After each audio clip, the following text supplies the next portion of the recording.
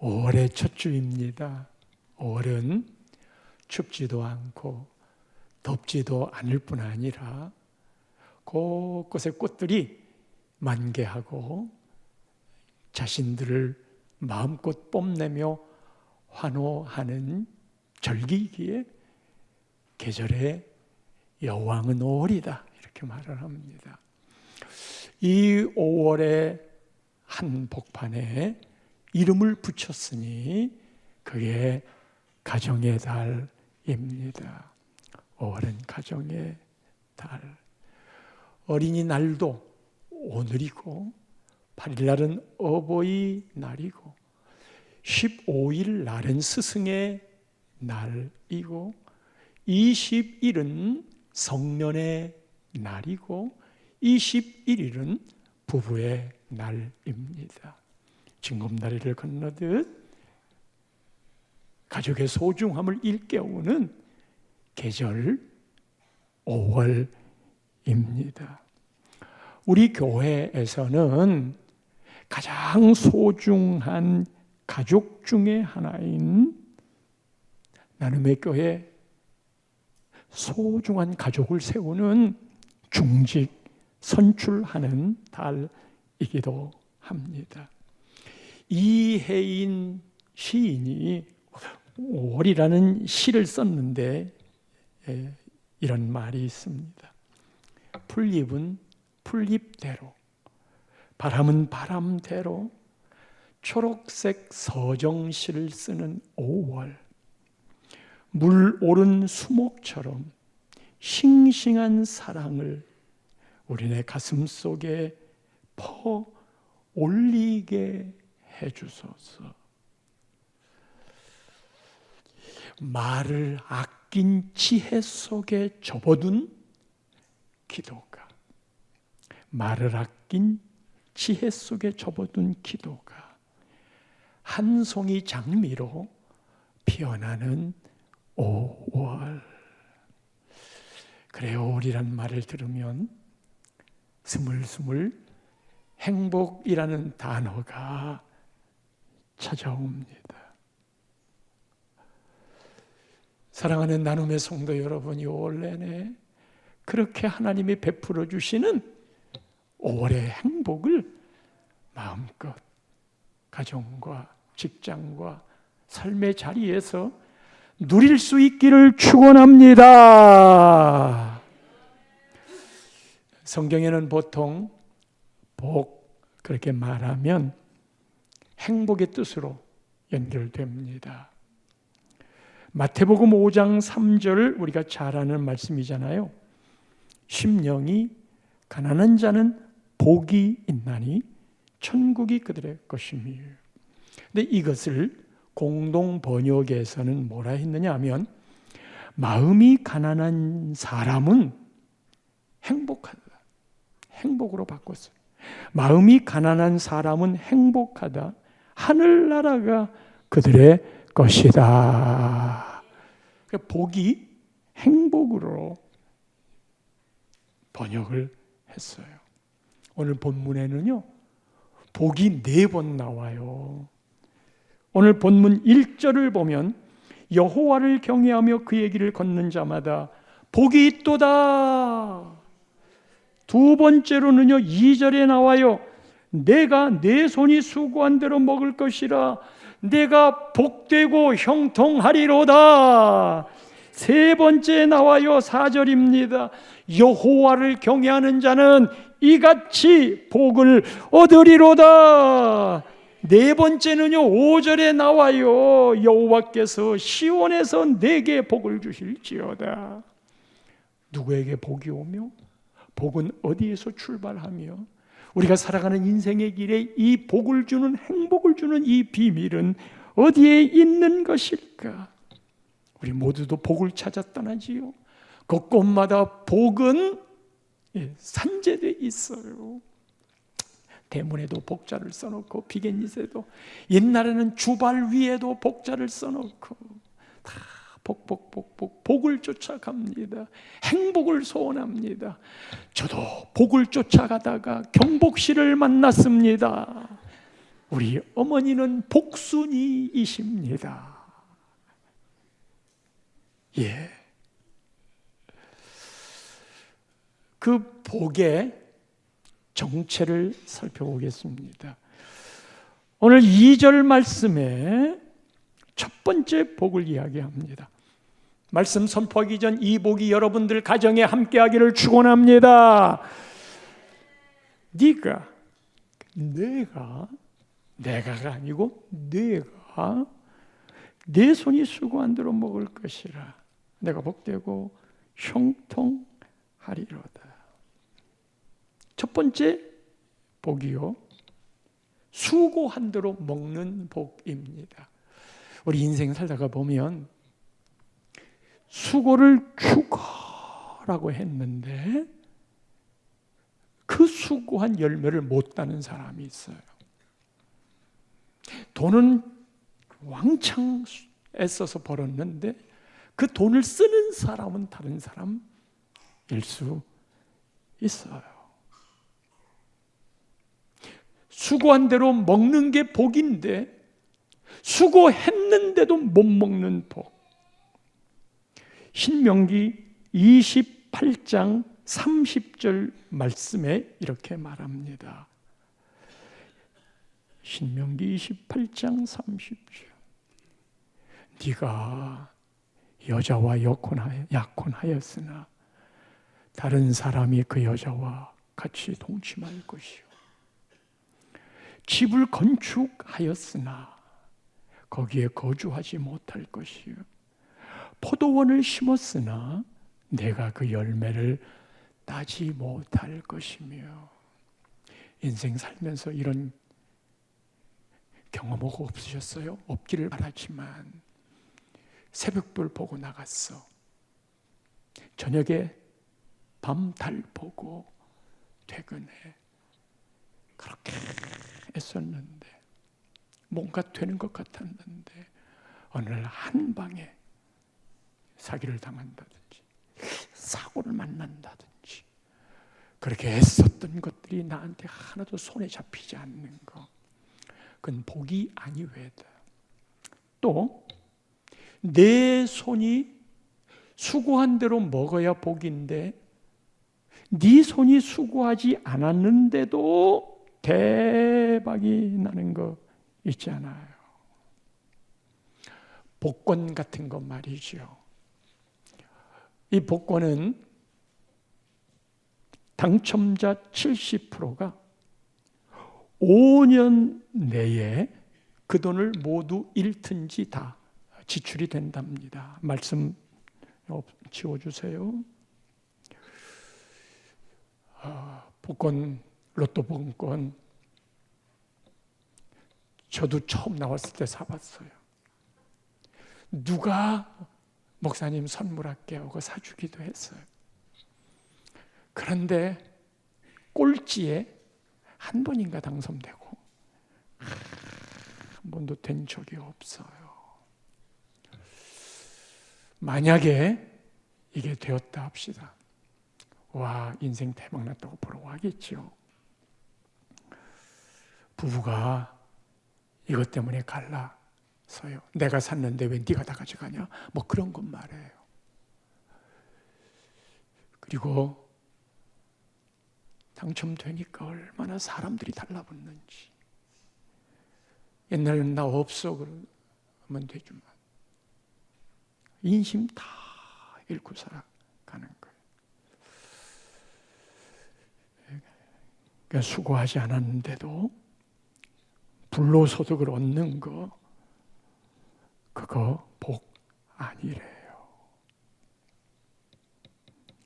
생업의 분복은 내 손이 수고한 대로 먹을 것이라. 성도 여러분, 우리의 삶에는 수입이 있고 지출이 있잖아요. 우리는 늘 수입에다가 인컴, 여기에 관심을 가져서 연봉이 얼마냐, 그 연봉을 조금 올려주면 회사를 또 옮기기도 하고, 그게 뭐가 나쁘겠어요? 괜찮아요. 또 연봉 가지고 사람들이 그 사람의 가치를 먹이기도 하니까.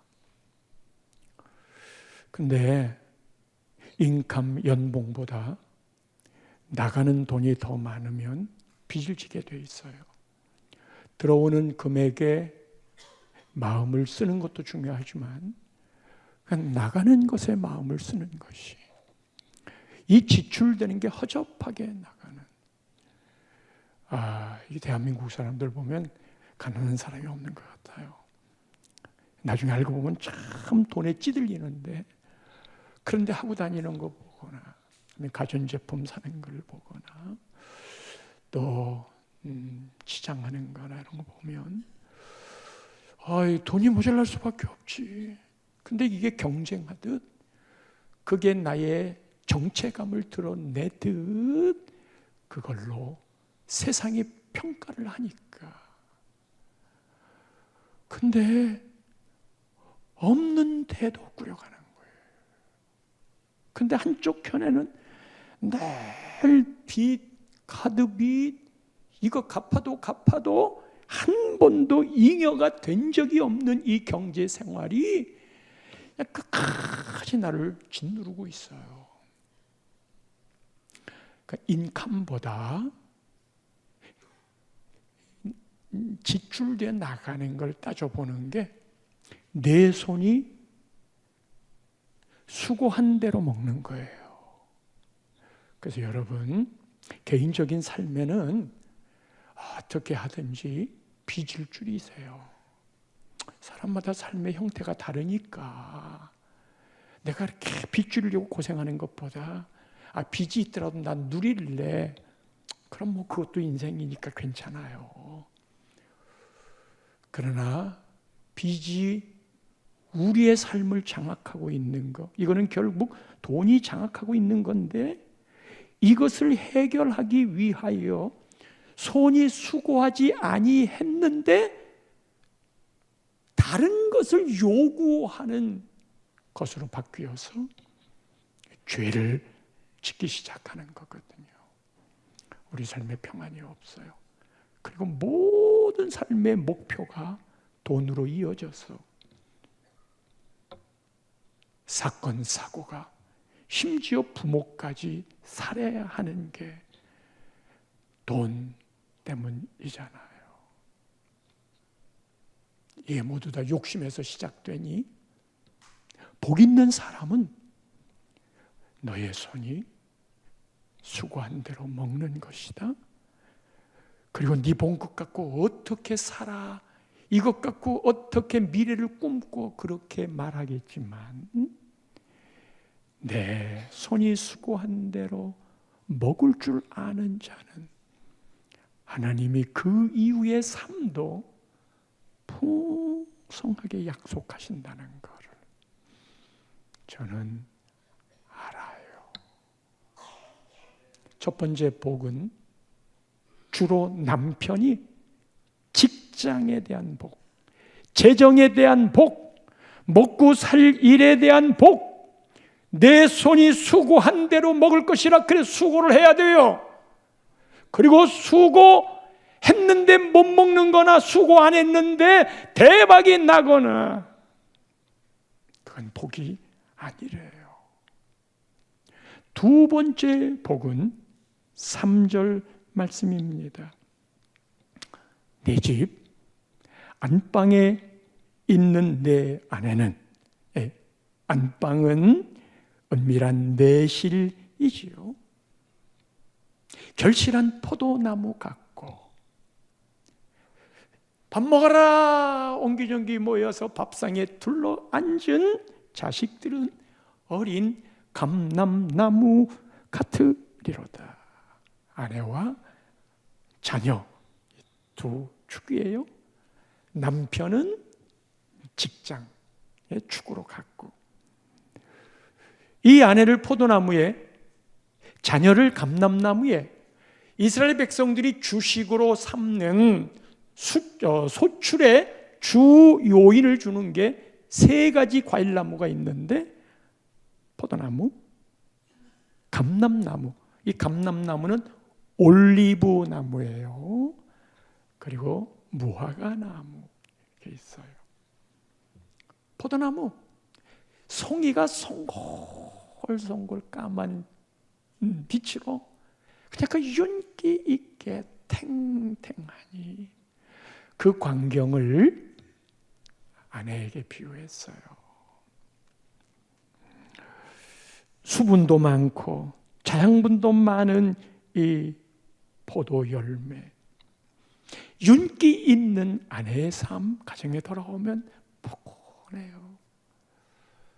왜 윤기가 나요? 그리고 포도송이가 가득 달린 건 소출, 출산 이런 것들과 다 연결이 돼요.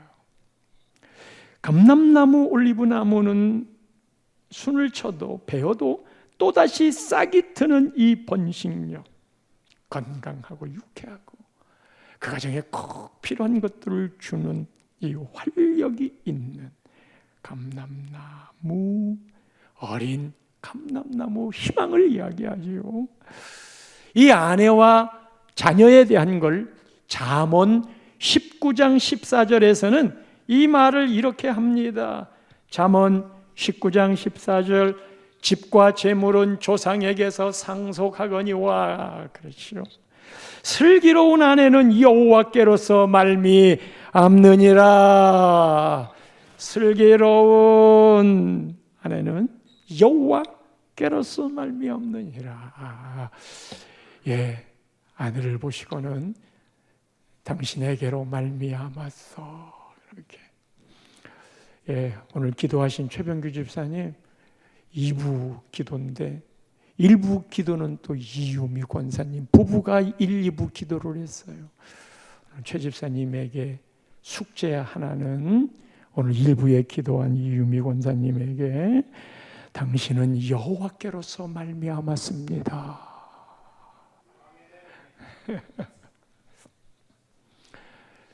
그런 생각을 하시면서 사세요. 하나님 말씀이에요. 자녀에 대해서는 시편 127편 바로 앞장에 있는 3절부터 5절이에요. 자녀는 이렇게 이야기를 합니다. 보라, 자식들은 여호와의 기업이요 태의 열매는 그의 상급이로다.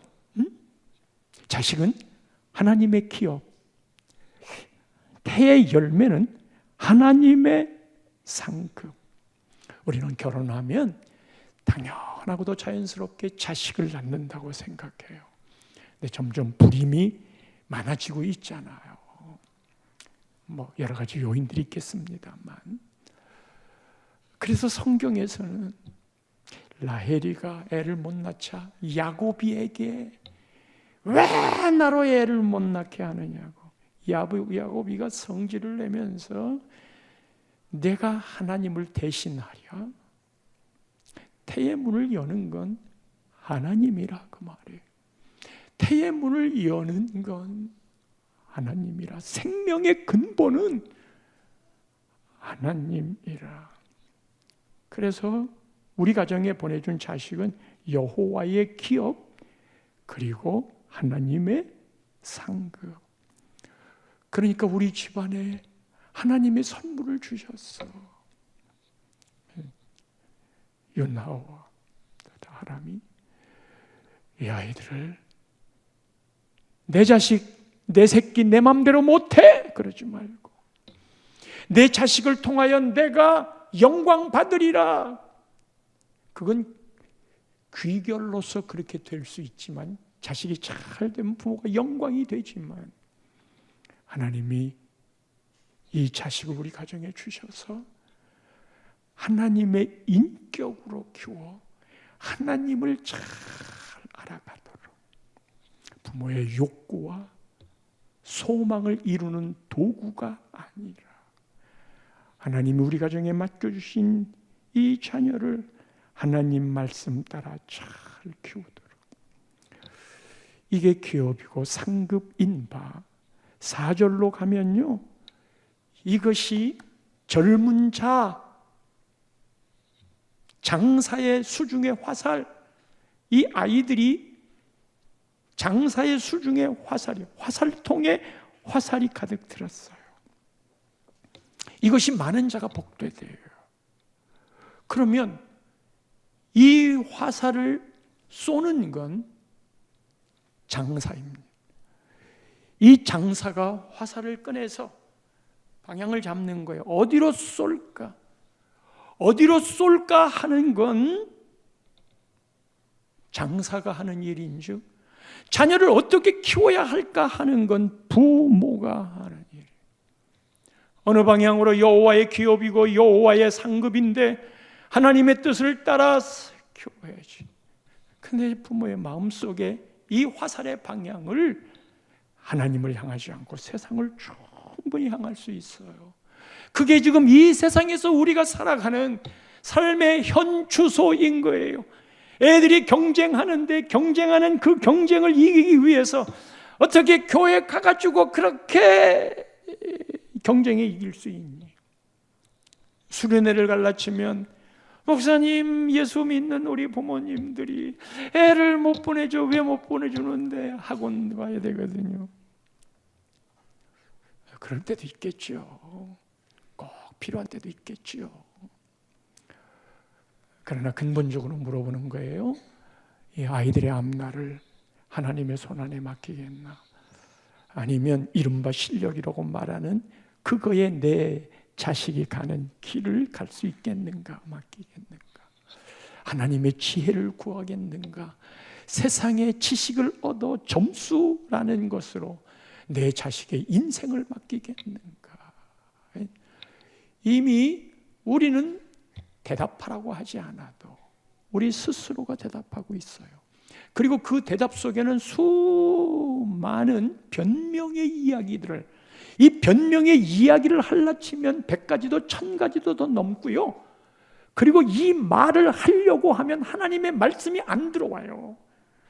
그건 그쪽 사정이고, 그건 하나님의 말씀일 뿐이고, 내가 알고 내가 느끼는 내 자식에 대한, 아니면 내 생업에 대한 이 모든 방향들은 그렇게 해야만 살 수 있다니까요.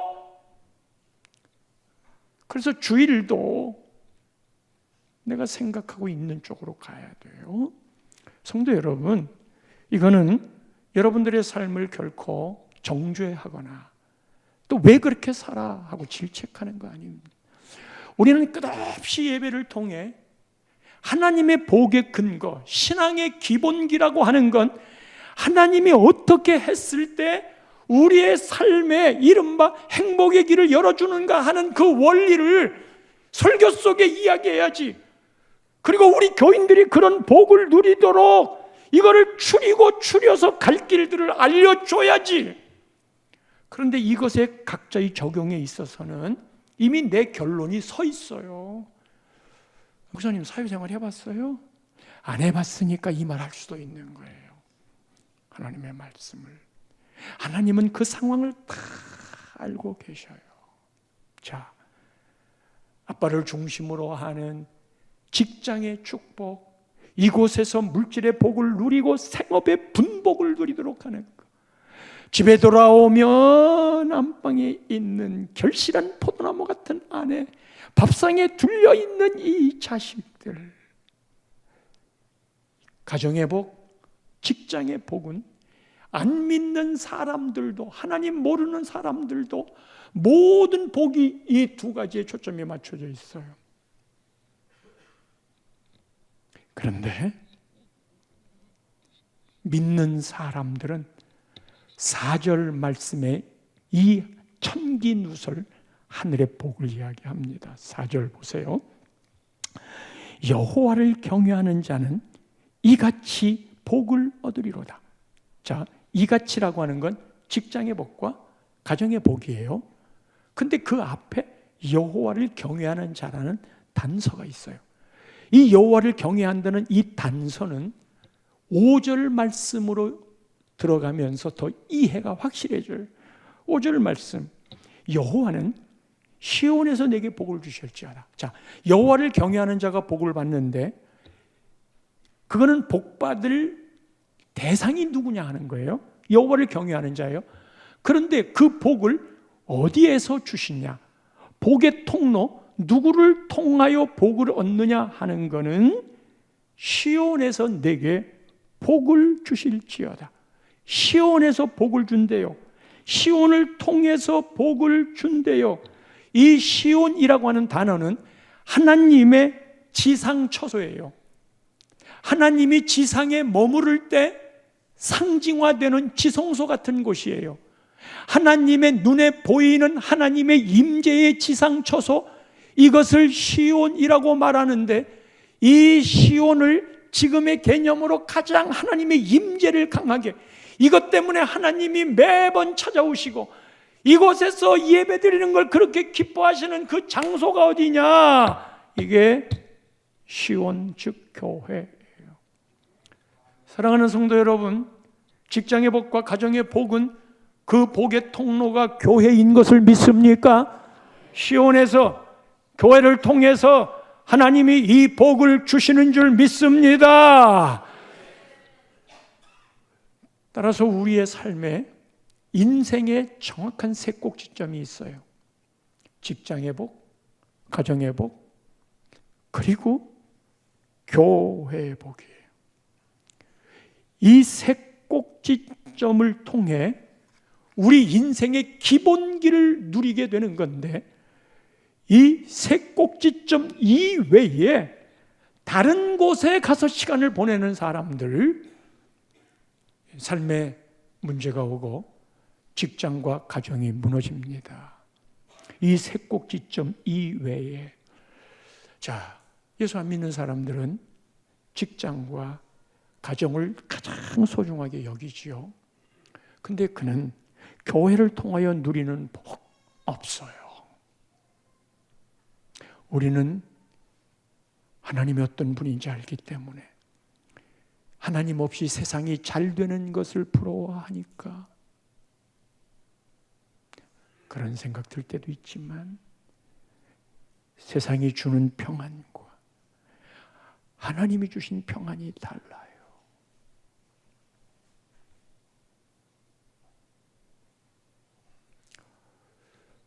어떤 이는 직장, 가정은 잘 되는데 신앙이 없는 거고, 어떤 이는 직장도 잘 되고 교회도 잘 나와. 그런데 가정에 들어가면 가정이, 부부가 갈라져가지고 힘이 들어. 이게 무너져 버리면 교회도 가정도 힘을 못 써. 예, 어떤 이는 교회도 잘 나오고 가정도 잘 되는데 도무지 직장에 힘이 들어서 늘 경제적으로 어려움을 겪고, 어떤 이는 요 세 가지 이외에 늘 낚시터에 가. 그래서 가정도, 그래서 금요일 날 기도회도 안 오고 낚시터에 가. 이 낚시터에 간 것 때문에 어떤 때는 직장에 이게 막 그냥 집중하지를 못해. 어떤 이는 이 주일날 가족들이 함께 교회 가요. 아니, 나 등산 가야 돼. 어떤 이는 나 축구해야 돼. 그래서 가. 물론 취미가 직업이면 괜찮아요. 축구선수는 그것만 해야 되고, 등산가는 그것만 해야 되고, 낚시하는 사람도 그게 직업이라면 그걸 해야 되죠. 그러나 그렇지 않을 경우에는 제사해지죠. 예, 어떤 사람은 경마에 빠져가지고 그게 이제 한번 나를 공격하면 내가 벗어나질 못해요. 어떤 사람은 술 먹는 재미에 빠져가지고 그냥 음침한 곳에서 내 마음을 다 이렇게 빼앗겨요. 그런 곳이 있나? 믿음이 절대 자랄 수가, 가정이 특별히 경제적으로 절대 그 일에 쓸 수 없는 이 세 가지가 하나님이 우리에게 주신 세 꼭지점이에요. 자, 오늘 말씀을 들으면서 이 세 꼭지점, 이 중에 내가 빠진 게 뭘까? 또 치우치는 게 어떤 걸까? 이 세 꼭지점은요, 이등변 삼각형 아니고 정삼각형입니다. 찌그러진 삼각형도 아니에요. 말인즉 어떤 때는 교회가 중요하지만 어떤 때는 직장이 중요할 수 있고 어떤 때는 가정이 중요할 수 있어요. 그리고 이 세 가지는 우리 삶의 기본이 되어 흔들리면 안 되는 요소들인 거예요. 어떤 때는 교회가 내 삶의 중심을 잡아준다는 걸 알았을 때 이 꼭지점이 위로 교회가 와요. 어떤 때는 직장, 이 직장이 내 삶의 꼭지점으로 참여하면서 교회에도 말해요. 이게 헌금도 나 못 내, 11조 못 내, 막 그런 생활들이 계속 이어지면 그런 생각할 필요까지는 없지만 이게 막 신앙에 자신감이 없는 거예요. 저 중직에서 빼주세요. 왜? 아니, 나 같은 사람이 헌금도 못하는데 왜 중직의 명단에 넣는 거예요? 중직은 이른바 돈 많은 사람들이 장로가 되는 게 아니에요. 그것보다 더 중요한 하나님 사랑, 교회 사랑이 있기 때문에 그런 자에게는 그럴 때에는 그런 게 소중한 자리를 차지할 때도 있지요. 어떤 때는 가정이 그 자리를 차지할 때가 있지요. 여러분, 가정과 신앙과의 상관관계를 보면 오늘 아침에 여러분들이 예배드리러 오면서 부부싸움 안 했어요. 차 타고 오다가 서로 화내지 않았어요. 저는 그냥 아침에 그날 뭘 하든지 잔소리성의 이야기를 하면 그날은 그냥 팍. 근데 아내가 남편을 보면 다 얘기하고 싶은 것뿐이에요. 그래서 아침에는 얘기하지 말라고. 직장 예배를 드리는데 오늘 여러분들이 직장에 왔는데 이 직장의 능률을 올려야 회사에 유익도 주는 건데 아침에 집에서 싸우고 나온 사람이 있습니까? 그는 직장에 유익이 안 됩니다. 싸우고 나왔더라도 그 마음을 다스릴 줄 알아야 됩니다. 직장은 직장으로서의 여러분의 몫을 요구하고 있는데 그것을 무너뜨리는 게 뭡니까? 그게 가정이거든요. 서로 관계가 나쁘면 교회 안 나와요. 남자는 직장을 잃으면 교회 안 나와요. 그래서 늘 교회 못 나오게 만드는 상관관계가 있는 돈과 그리고 이 가정을 이거를 잘 되도록 하기 위해서는 시온을 통해서 여러분들이 영혼이 잘 되면 이 가정의 문제도 하나님이 계속 보듬어 가시고 직장의 문제도 계속 보듬어 가시는 거예요. 그리고 진짜 안 된다면 하나님께 자꾸만 물어보세요. 이걸 회복해야 되는데 어떻게 하면 좋겠습니까? 그 부분을 놓쳐버린 채 간다면 우리는 세상이 갖고 있는 삶의 기준에 우리가 맞춰져 있지는 않아요. 그러나 하나님이 주시는 행복은 세상도 원하는 것이고 하나님은 우리에게도 그 행복을 주시기를 원하는 바. 마지막 결론으로 누가 그 복을 받는다고? 어디에서 그 복을 받는다고? 시온에서, 시온을 통해, 교회를 통해서. 그럼 누가 그 복의 주인공이 된다고? 1절 말씀, 여호와를 경외하며 그의 길을 걷는 자마다 복이 있도다. 하나님을 경외하고 하나님의 길, 말씀의 길, 삶의 기준이 하나님 말씀에 맞춰져 그 길을 순종하고 걷는 자마다 행복이 있도다. 이거를 한 번 더 짚어서 4절에는 이렇게 얘기해요. 여호와를 경외하는 자는 이같이 복을 얻으리로다. 그 비결이 여호와를 경외하는 거예요. 그럴 때 흘러가는 복을 보면 5절 말씀이에요. 가정과 직장에만 머물지 않고 너는 평생에 예루살렘의 번영을 보며, 그 근본 기조가 번영을 보며 잘 되는 거죠. 6절 말씀에 내 자식의 자식을 볼지어다. 이거는 지금요 나라의 문제가 돼버렸어요. 자식들을 안 낳아가지고. 그래서 이렇게 여호와께 복을 받는 자들은요, 자식의 자식을 보는, 이건 나라가 복을 받는, 민족이 복을 받는. 그래서 여러분에게, 이스라엘인 여러분들에게 평강이 있을지로다. 번영과 평강의 복이 풍성하기를. 이 번영은 세상의 기준의 번영이 아니에요.